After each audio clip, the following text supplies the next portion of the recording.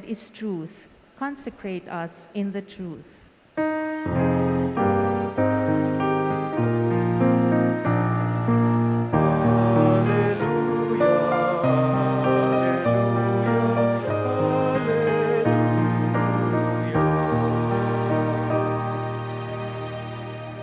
The Lord be with you. And with your spirit. Reading from the Holy Gospel according to Mark. Glory to you, O Lord. Jesus summoned the crowd again and said to them, "Hear me, all of you, and understand. Nothing that enters one from outside can defile that person, but the things that come out from within are what defile." When he got home away from the crowd, his disciples questioned him about the parable. He said to them, "Are even you likewise without understanding? Do you not realize that everything that goes into a person from outside cannot defile, since it enters not the heart but the stomach, and passes out into the latrine? Thus he declared all foods clean. But what comes out of the man, that is what defiles him. From within the man, from his heart, come evil thoughts, unchastity, theft, murder, adultery, greed, malice, deceit, licentiousness, envy, blasphemy, arrogance, and folly. All these evils come from within, and they defile." My dear friends, the Gospel of the Lord. Praise to you, Lord Jesus Christ. Good afternoon, sisters and brothers in Christ. Peace and blessings and a blessed Wednesday to everyone. It is often said that the month of February is the month of hearts, araw ng mga puso, because of Valentine's Day. But even though it is not Valentine's Day, we are called to a daily heart check. How is your heart? Kumusta ang iyong puso? Kumusta ang iyong kalooban? We say matters of the heart matter. Matters of the heart are the heart of the matter. If you have problems regarding your physical heart, perhaps it's good to see your doctor, your cardiologist. If you have problems regarding your emotional heart, it's good to see your friends, or perhaps a counselor. If you have concerns regarding your spiritual heart, it's perhaps good to approach the sacrament of confession. Matters of the heart matter. How is your heart?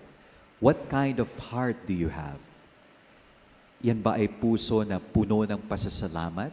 A grateful heart? An expanding heart? Or is it a heart na nagiging matigas at sarado? Hard hearts. Anong klaseng puso meron ka? Meron daw yung pusong mamon. Meron yung pusong lito. Sabi ng isang millennial father, "My heart is like semento." Ay, hollow blocks, sabi niya. Matigas, pero may karupukan. What kind of heart do you have? My dear friends in Christ, we have heard from our readings today, first of all, the first reading from the book of Genesis. It's all about the creation story. God created the heavens and the earth, human beings. God created our heart. And our heart, it is like a garden. And how do we cultivate that garden? Sa ating puso, masasabi mo na para yang isang garden. There are weeds, there are wheat. Our responsorial psalm says, a grateful heart, a heart praising God, is a holy heart. Grateful people are happy people. Grateful people are not only happy people, but they are healthy and holy people. And finally, in our gospel reading today, it says here, what comes out of a person's heart, that is what defiles him. Some points for reflection. Number one, we are called to be grateful to God for the gift of our hearts. Magpasalamat sa Diyos sa biyaya ng puso. Ikalawa, discern, suriin ang laman ng puso. Ikatlo, buksan ang puso. Open your hearts to the grace of God. First, be grateful for the gift of heart. In scripture and tradition, the heart is not just the physical organ. The heart is the very core of a person. The heart is more than its contents. What are the contents of the heart? Emotions, passions, beliefs, desires. The heart is more than its operations, choices, responses. The heart is the center of a person, the core of a person. It is where God meets us. It is where we meet our deepest self. Kung kayo po, ano po ang ginagamit ninyo kapag kayo ay nagdedesisyon? Isip o puso? Who says head? When you decide, what do you use? Head or heart? Both. Who says head? Who says heart? Who says both? No? Sabi nila, where is our heart? Our heart is towards the left because it is not always right. Kaya kailangan daw ng isip. However, the heart, it says, philosophers would say, the heart has its reasons that reason itself does not know. May mga bagay na nauunawaan lamang ng puso at hindi kayang unawain ng isip. Kailangan bang magkaaway ang isip at puso? Definitely no. The head is the gateway to a person's heart. But it is through the heart that we encounter God. Sabi ni Saint John Chrysostom, if we have found the way to our heart, we have found the way to heaven.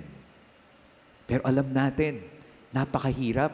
The journey from the head to heart, it is a complicated journey. It is a long, arduous journey.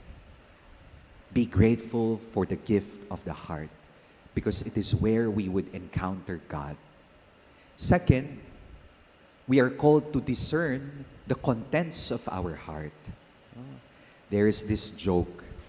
Yung mga earthworms daw, merong 5 puso. Earthworms. Yung octopus, 2 puso.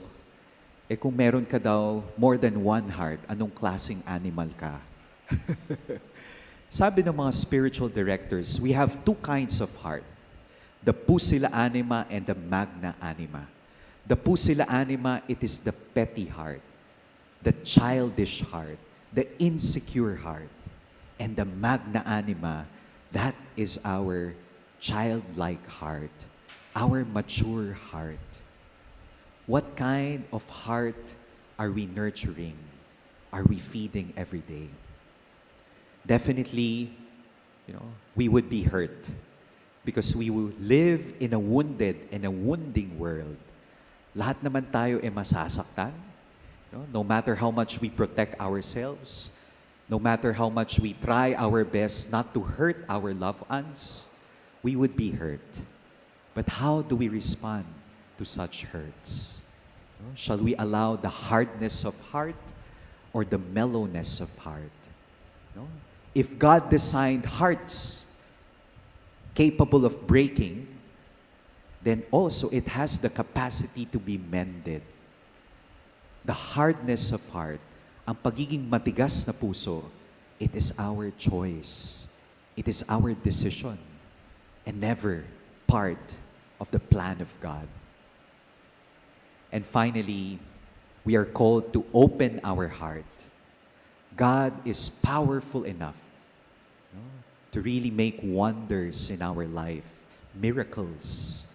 But no matter how powerful God is, there is something that He cannot do. And that is to open our heart. We hold the key to our heart. Ang susi sa pagbubukas ng ating puso, saradong isip, saradong palad, nasa sa atin. hindi yun magagawa ng Diyos sapagkat ganun ang kanyang respect for our human freedom. My dear friends in Christ, in this Eucharistic celebration, we beg the Holy Spirit for us to open our hearts to the wonders of God, the healing wonders of God.